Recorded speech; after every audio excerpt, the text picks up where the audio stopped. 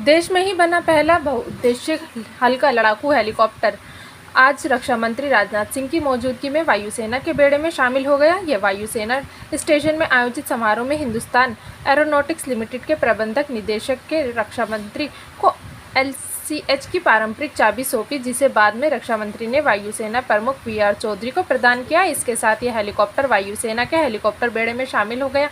इस मौके पर देश के दूसरे प्रमुख रक्षा अध्यक्ष लेफ्टिनेंट जनरल अनिल चौहान भी मौजूद रहे।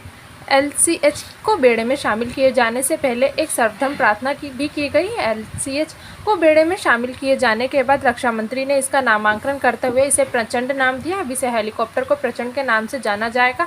प्रचंड को बेड़े में शामिल किए जाने के बाद पानी की बौछारों, वाटर कैनन से इसे पारंपरिक सलामी दी गई। अत्याधुनिक मिसाइलों तथा रॉकेटों से लैस प्रचंड दुश्मन के छक्के छुड़ाने तथा उसे नेस्तनाबूद करने में पूरी तरह सक्षम है। इसे वायुसेना की 143 हेलीकॉप्टर यूनिट में शामिल किया गया है।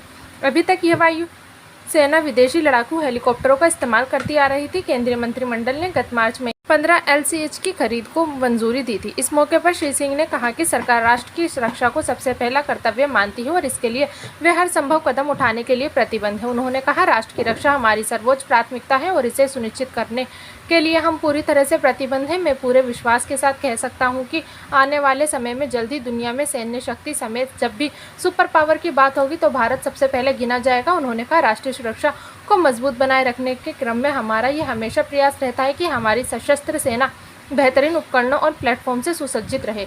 दुनिया में भू राजनीतिक परिदृश्य कैसा भी हो, पर राष्ट्रीय सुरक्षा को हमेशा चौकस रखना हमारी महत्वपूर्ण जिम्मेदारी है। राजनाथ सिंह ने कहा कि प्रचंड का वायुसेना में शामिल होने से जहां वायुसेना की ताकत बढ़ेगी, वहीं रक्षा उत्पादन क्षेत्र में आत्मनिर्भरता की ओर भी एक बड़ा कदम है। साथ ही ये वायुसेना को दुनिया की सर्वश्रेष्ठ सेना बनाने के संकल्प को भी प्रकट करता है। उन्होंने कहा कि आज़ादी से लेकर अब तक भारत की संप्रभुता को सुरक्षित रखने में वायुसेना की भूमिका महत्वपूर्ण रही है। वर्ष 1999 में कारगिल युद्ध के दौरान इस तरह के हेलीकॉप्टरों की ज़रूरत को गंभीरतापूर्वक अनुभव किया गया। तब से लेकर अब तक यानी 2 दशकों के देश में हुए अनुसंधान एवं विकास का ही परिणाम यह हेलीकॉप्टर है। उन्होंने कहा कि प्रचंड का डिजाइन और विकास आधुनिक युद्ध की ज़रूरतों के अनुरूप किया गया है। विकास के विभिन्न चरणों में यह तमाम चुनौतियों से निपटने में सफल रहा है। उन्होंने कहा, LCH दुश्मनों को चकमा देते हुए विभिन्न प्रकार के हथियारों को ले जाने और शीघ्रता से यथास्थान तक पर पहुंचाने में सक्षम है। यह विभिन्न तरह की जगहों में हमारी सेना की जरूरतों पर पूरी तरह खरा उतरता है और एक आदर्श प्लेटफॉर्म है। इस मौके पर LCH और सुखोई लड़ाकू विमानों ने फ्लाई पास्ट किया।